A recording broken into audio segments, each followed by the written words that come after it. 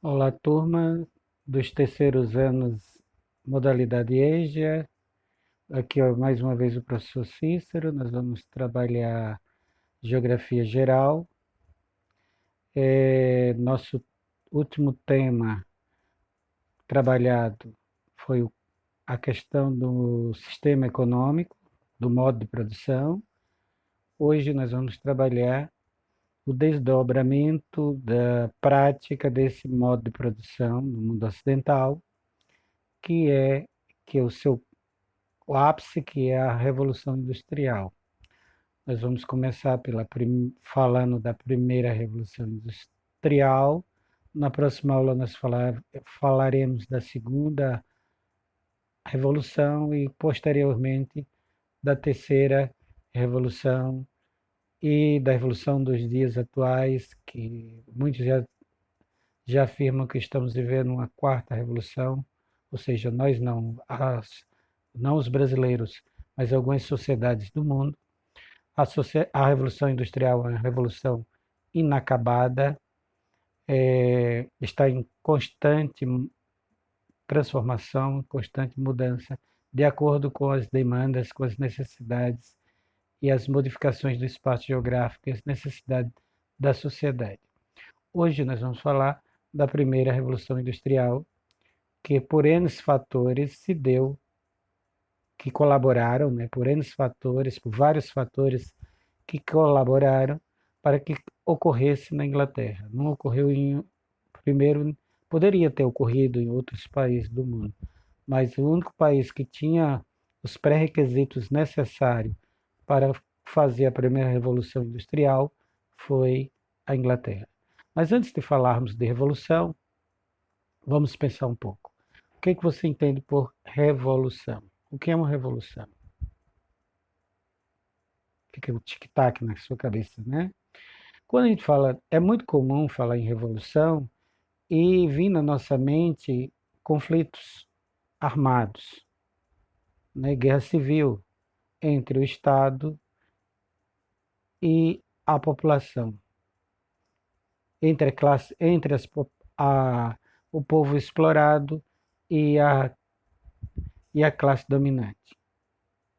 Isso é, um modelo, uma forma também de transformação radical na sociedade. Mas não se faz revolução apenas com armas, faz revoluções também com ideias. E as mais permanentes, as revoluções que, que ficaram e que deixaram legado, e as que realmente foram muito mais profundas, foram realmente radicais. A palavra radical quer dizer que vai na raiz da coisa e transforma, muda, que se torna um divisor de águas, são as revoluções a partir de ideias. As ideias transformam o mundo, né? Mesmo as revoluções armadas, por questões políticas, que é fruto de questões econômicas e da relação social entre os seres humanos dentro do espaço geográfico, elas são fruto de ideias.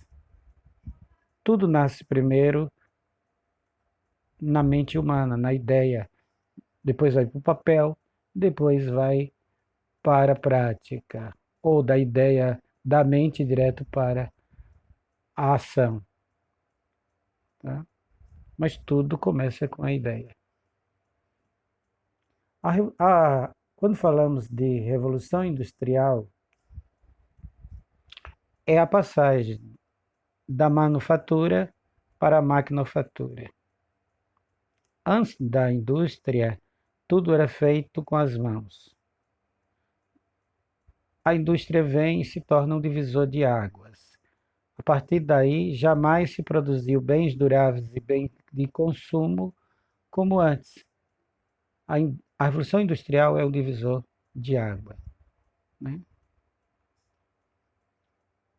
A primeira Revolução Industrial ocorre na Inglaterra. por volta de 1760, século XVIII.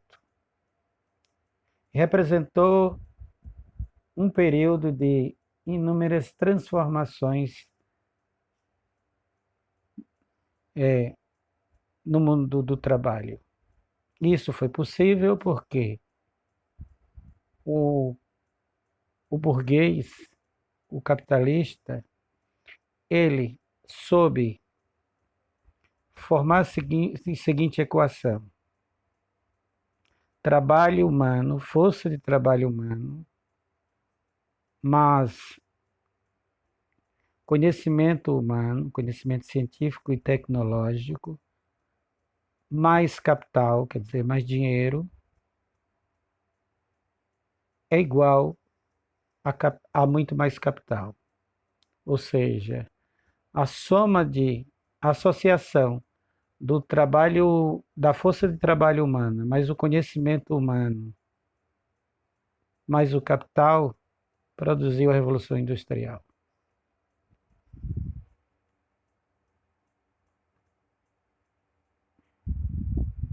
A primeira Revolução Industrial corresponde à primeira fase das revoluções industriais. Como já falamos, é uma revolução inacabada, né? Tem muitas nações no planeta que ainda não iniciou, que ainda não passou por esse processo. Outras estão em via de industrialização, né? Outras estão em um processo rápido de industrialização e de modernização, e outras estão regredindo, como é o caso do Brasil. O Brasil, que passou 3 décadas onde sua indústria crescia como nenhuma outra no planeta, nos últimos quase 30 anos, principalmente nos últimos 2 decênios, nas últimas 2 décadas, o Brasil vem regredindo por falta de investimento no setor industrial. As pessoas que conhecíamos como industriais, capitalistas industriais, hoje são financistas. Preferem investir seu dinheiro na bolsa, em ações, do que investir em algo que vai lhe render em longo prazo, que vai lhe render alguma coisa em longo prazo. Eles são imediatistas, que preferem algo que seja aqui e agora, logo. Daí pelo qual um motivo da nossa indústria está em franca decadência, não tem competitividade com nenhuma outra indústria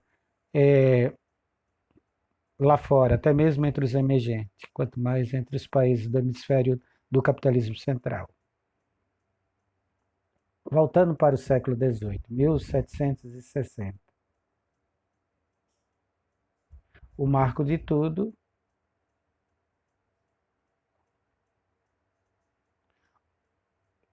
é quando nos galpão de manufaturas, de produção, introduz-se a máquina, né?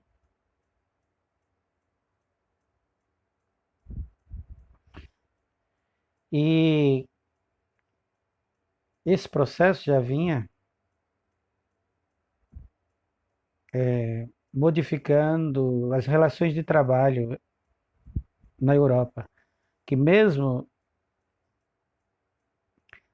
no período que chamamos de Idade Moderna, né, já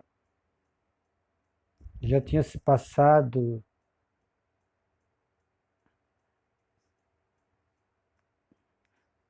quase 200 anos depois do surgimento das primeiras dos primeiros estados, nações, né? Mais de 200 anos, no caso de Portugal e Espanha. Mas ainda estávamos naquele período que os historiadores classificam como Idade Moderna, que é a partir do renascimento comercial urbano e o surgimento dos Estados nacionais, dos Estados-nações. E mesmo assim, em muitos lugares da Europa, a relação social de trabalho, de produção, que se dava entre patrão e empregado, ainda era muito próxima da relação que se dava entre servo e senhor. Uma relação ainda que tinha requisitos da era medieval. Com o advento dos grandes galpões, essa relação, principalmente no setor urbano, né, vai se tornando cada vez mais capitalista. Né? A presença do trabalho é remunerado. Né? E a desapropriação não só do meio do meio de produção, do caso o ateliê,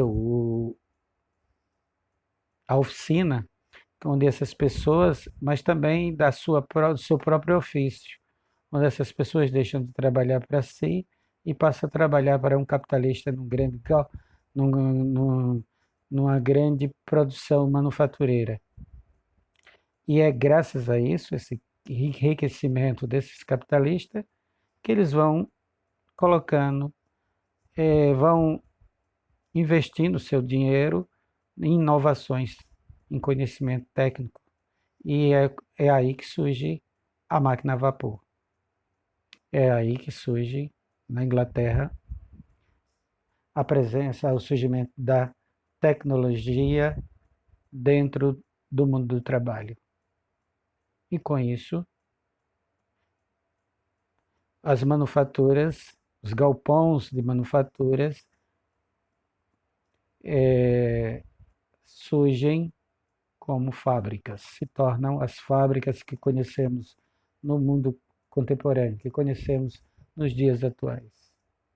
Tudo isso foi possível graças à Inglaterra ter matéria-prima, ter carvão, ter ferro, ter mão de obra excedente, um exército de mão de obra, as pessoas que fugiam do campo, que já vinham fugindo desde antes, desde a época do Oliver Cromwell, né? Bem antes da Revolução Gloriosa, que já havia êxodo rural, e essa massa, essa excedente de mão de obra de pessoas morando nas cidades, embarateou a força de trabalho humana. Com isso, os donos das manufaturas também, além disso ainda, desapropriou esse artesão do seu ofício, porque não interessava mais para ele que o indivíduo fizesse tudo numa produção, mas só parte daquilo. Né? E com isso, os indivíduos passaram a ganhar pelo que fazia, por parte, não pelo todo, não pelo seu conhecimento. Né? Do todo. Essa é a origem do operário, a origem do trabalhador assalariado, que tem sua consolidação com a primeira Revolução Industrial. De 1760 até 1850,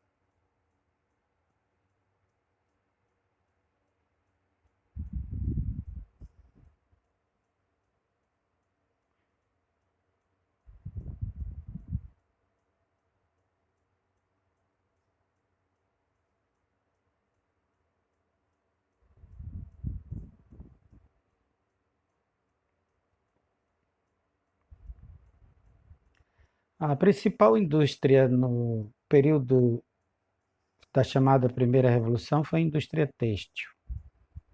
Né? Foi ela que deu o pontapé inicial.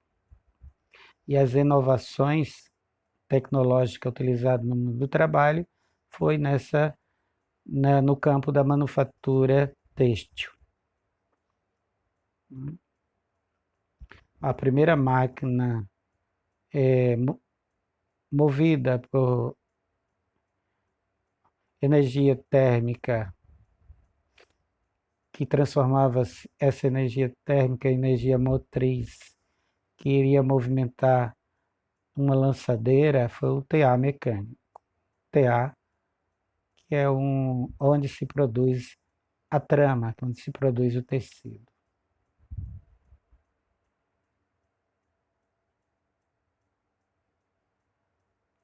A produção desses tecidos era destinada não só ao comércio doméstico nacional da Grã-Bretanha, do Reino Unido, mas voltada para o mercado externo, para a exportação, sendo um dos maiores impulsionadores da economia inglesa, a produção têxtil. O desenvolvimento tecnológico alcançado nesse momento possibilitou que essas novas tecnologias e maquinários fossem produzidos e introduzidos no mundo da produção têxtil. Assim foram criados máquinas como as spinning jenny, spinning frame, spinning mulling e water frame, capazes de tecer fios e aumentar a produção que antes era feita manualmente, né? Tudo isso foi possível graças à energia a vapor, à máquina a vapor, que foi adaptada ao tear, que antes era de madeira, depois passou a ser de ferro, de metal e mecânico. Um engenho, algo engenhoso, algo produzido pela indústria metalúrgica, a indústria que produz indústria, né?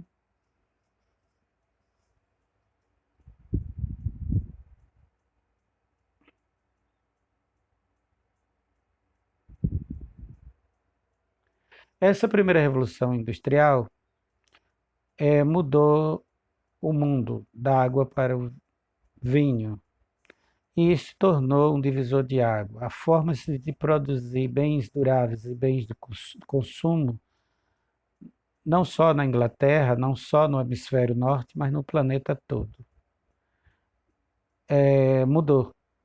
Jamais o mundo do trabalho voltou a ser o que era antes. Tudo começou na Inglaterra, mas depois migrou para países como França,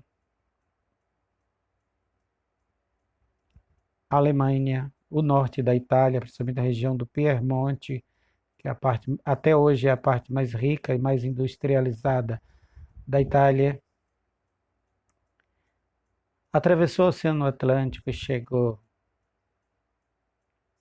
à Nova Inglaterra, quer dizer, aos Estados Unidos da América. Cruzou o Pacífico e chegou ao Extremo Oriente, ao Japão, na dinastia Ming.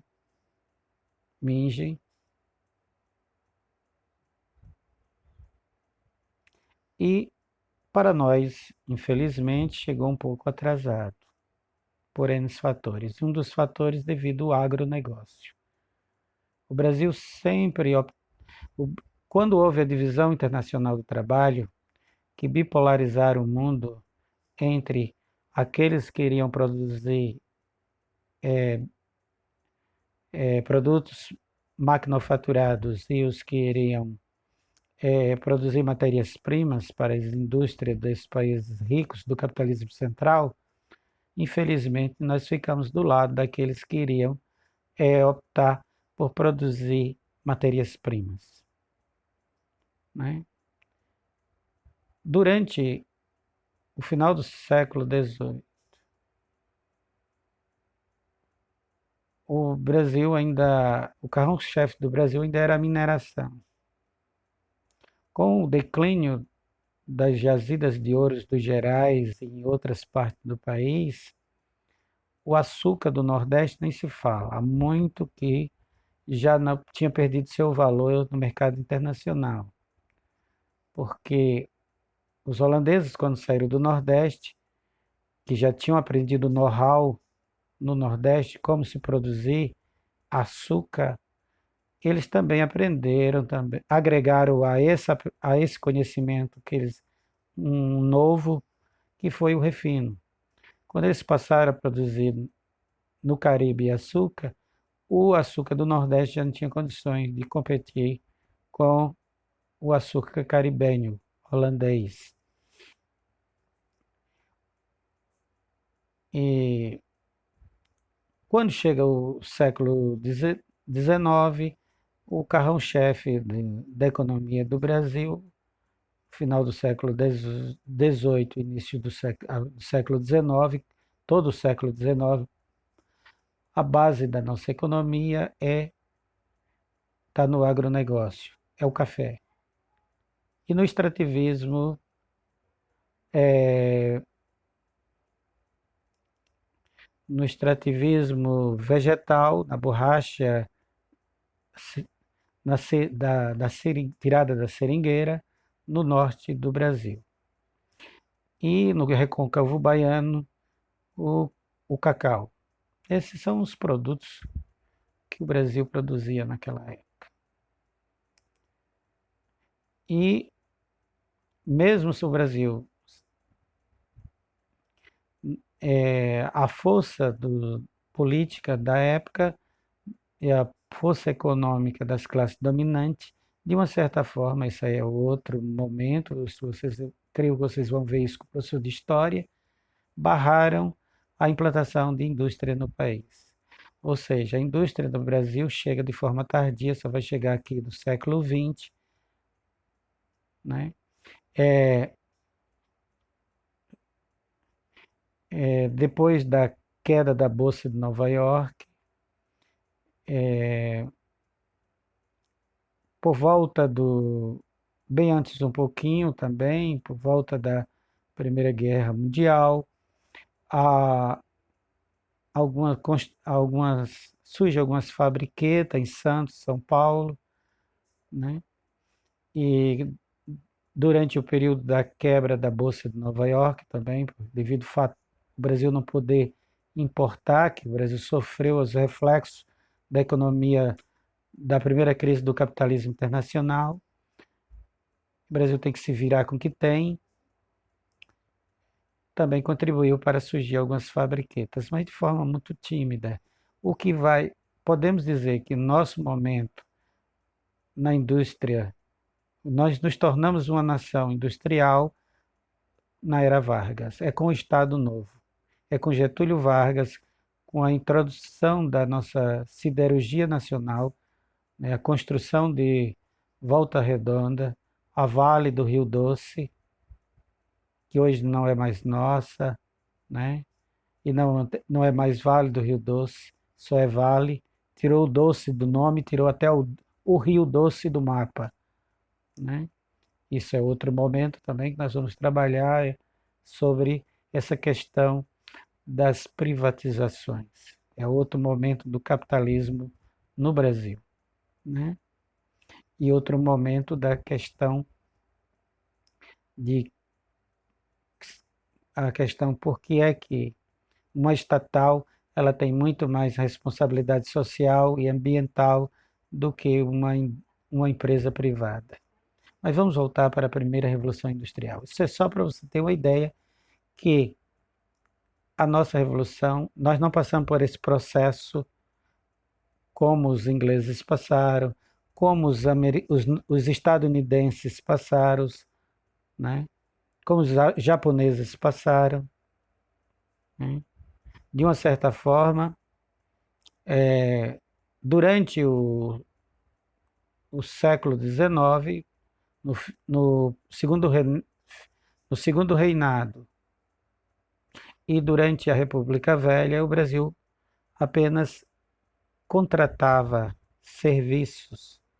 O que chegava de inovações aqui não chegava, não havia transmissão de tecnologia, de conhecimento. Ninguém aprendia no Brasil como fazer.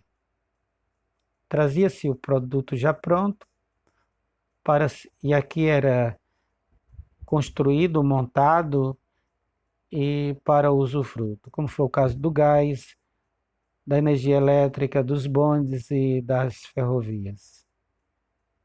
Ou seja, a nossa Revolução Industrial só se dá com Getúlio Vargas nos anos 30.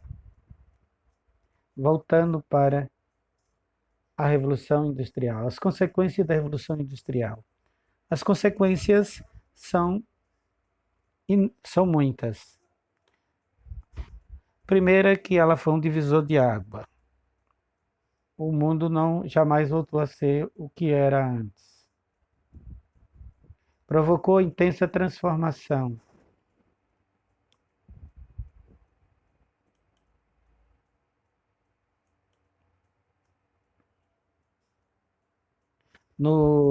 Na maneira de produzir bens duráveis e bens de consumo.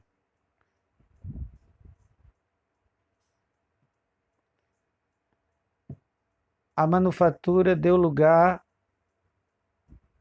à maquinofatura. A maquinofatura veio substituir a manufatura.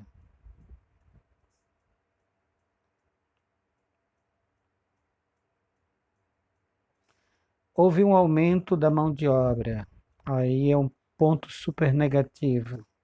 No dado momento que há um aumento do uso dessa mão de obra, poderia haver uma valorização pela demanda, pela procura da mão de obra. Mas, como a grande maioria da população, mesmo em países como a Inglaterra, eram provenientes da zona rural e não eram capacitadas, precisava de passar por um processo de capacitação, de preparar, precisavam ser preparadas, né? E mesmo aquelas que tinham conhecimento, que tinham um ofício, né?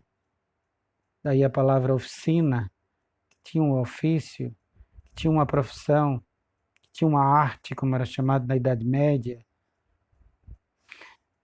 essas pessoas passaram a ganhar só pelo que fazia, não pelo conhecimento todo que tinha. E devido ao excesso de mão de obra barata, as remunerações e com o surgimento das máquinas que passaram a substituir a mão de obra, ou seja, antes com o TA manual, cada homem ou cada mulher trabalhava em uma máquina que produzia um total X mensal de tecidos, ou semanal, ou anual, do jeito que... E de repente surgem máquinas que vai produzir o triplo de tudo isso. Com isso, os patrões começaram a enxugar, a diminuir o número de operários, de trabalhadores. E demitir. Isso foi o lado negativo da Revolução Industrial, né? Porque uma máquina que produzia por 3, 4 operários, se um determinado patrão tinha um determinado número de operários, ele diminuiu.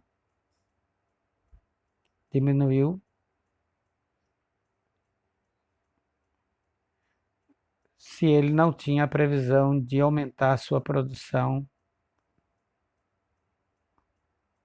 além do que ele já produzia. Não tinha a pretensão de um excedente de produção. Com isso gerando desemprego no primeiro momento. Isso também foi um dos motivos para surgir a luta operária, como foi o caso grande líder operário inglês, britânico, Ludd, daí surgiu o movimento ludista, que achava que a causa dos problemas dos operários eram as máquinas, e eles começaram a quebrar máquinas. E a resposta a uma questão social foi policial, ou seja, a repressão, né? Mais tarde veio o cartismo, que os trabalhadores começaram a mandar cartas para os representantes políticos no parlamento inglês, viram que isso não funcionava, que eles não se sensibilizavam, que não surgiam leis que viessem garantir seus direitos. Aí veio o movimento sindical. Aí sim, os trabalhadores perceberam que para poder ter políticas que viessem lhe proteger, tinha que ter representante do parlamento, na Câmara dos Comuns, que lhe representasse. A Câmara dos Comuns na Inglaterra é como o nosso Congresso Nacional, como a Câmara dos Deputados Federais do Brasil. Mais ou menos assim é a Câmara dos Comuns na Inglaterra, né? E que lá tem a Câmara Maior e a Câmara Maior, né? Nós também temos o Senado e o Congresso Nacional. E foi aí que surgiu a luta sindical, a luta operária, a política sindical. Isso não é algo de hoje, isso vem de muito longe. Tudo que o trabalhador conseguiu foi através de luta, de muita luta. Nada ele ganhou pela sensibilidade do patrão, dos ricos, né? Ganhou através de pressão, através de luta, através de movimentos e através do sindicato.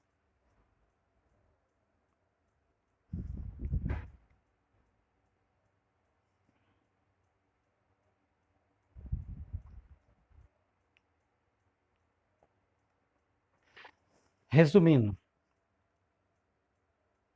a primeira revolução industrial ocorreu na Inglaterra e ela se dá de 1760 a 1850. E isso só ocorreu e é a revolução do carvão, do coque, do carvão mineral e do ferro. E ela só se deu porque a Inglaterra tinha os pré-requisitos necessários. Tinha excesso de mão de obra barata, tinha matéria-prima, tanto a matéria-prima têxtil, a lã do carneiro, quanto tinha para a construção das primeiras máquinas, tinha ferro e tinha o coque para alimentar as caldeiras, né? As caldeiras das termoelétricas, das caldeiras das máquinas a vapor, né? A Inglaterra foi pioneira por tudo isso. É outro ponto, ela foi pioneira. Ela tinha também acúmulo de capital para poder investir em tecnologia, em conhecimento científico e tecnológico, em matérias-primas e em infraestrutura para produzir as primeiras fábricas.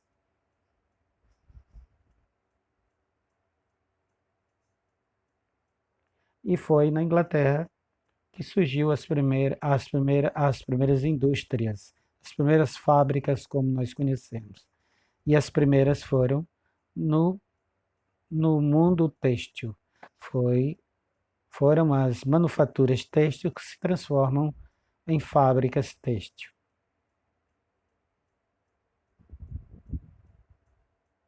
E é ali que surge pela primeira vez o trabalho assalariado. Surge duas classes sociais: o burguês, a patronal, e a classe operária. E fica bem nítido. Burguês não é bonzinho, também não é mauzinho. É um ser humano, é um empresário. Ele não presta favor para ninguém. Ele não dá trabalho para ninguém. O burguês, o capitalista, como o senhor Luciano Hang falou hoje na CPI da Covid, querendo se mostrar que é bonzinho, que é o cara da hora. Não. Os seus trabalhadores vendem sua força de trabalho para suas lojas, para suas empresas, para ele. Ele é o comprador da força de trabalho dessas pessoas. Essas pessoas não devem nada para ele. Talvez ele também não deva nada para essas pessoas. Se, se cumpre realmente com o que manda a lei trabalhista.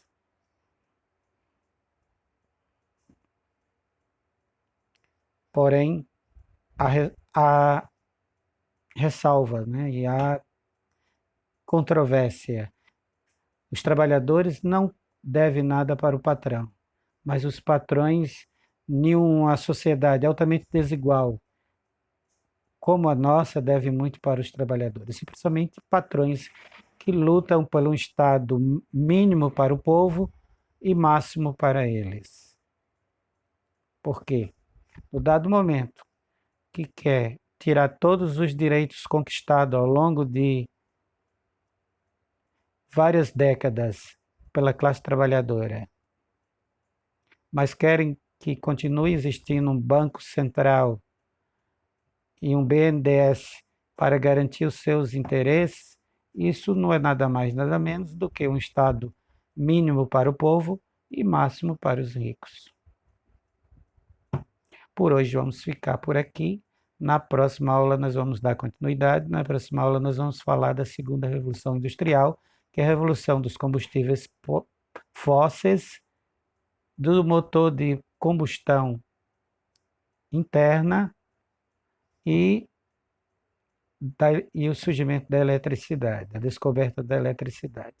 Até a próxima aula. Essa aula vai ficar na plataforma Google Sala de Aula, vai ter uma tarefa sobre esse assunto e também na plataforma WhatsApp de vocês. Até a próxima aula.